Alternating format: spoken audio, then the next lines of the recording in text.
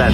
Well, yung sinabi ni Duterte na pumatay daw ng 15 senador para magbigay daan sa mga kandidato niya, ang talagang dapat patayin o bombahin o ibaba ay ang mga preso ng pilihin. No? Walang ibang dapat pinaka-targetin sa eleksyon ito. Kaya ganyan ka-importante ibalik si Senador Kiko Pangilinan at Senador Bam Aquino sa Senado para doon pa lang sa totoong isyong iyan na totoong unity sa ating mga kababayan. Pagbaba ng presyo ng pagkain, pagtaas ng suporta sa agrikultura, mabigyang daan ang trabaho at mga polisiya ng tulad ni na Senador Kiko Pangilinan. Ano na lang yung reaction niyo po? Na hindi connected sa campaign? Unang reaksyon, ano? Ano daw?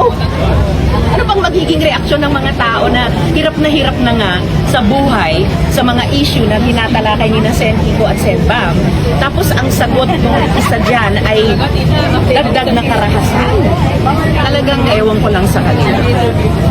Dito ako makikinig kina Sen Kiko. Comment lang po din sa ano, dapat madali ng ibang experts and ng ibang lawmakers yung Senate Your comment on the recent remarks of Duterte about killing senators, bombing the Senate? Ay, nakatutok lang kami sa issue ng ating mga kababayan ngayon. Pagkain, mataas na presyo ng bilihin, palagay ko, at yung trabaho. Yan ang dapat nating total 90 days lang ito.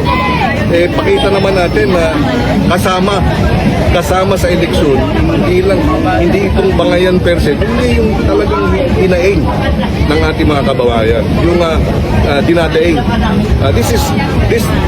This election is not about politicians per se, di ba? Hindi ito tungkol sa kandidatura namin per se. Ang eleksyon na ito ay tungkol sa taong bayan at daing.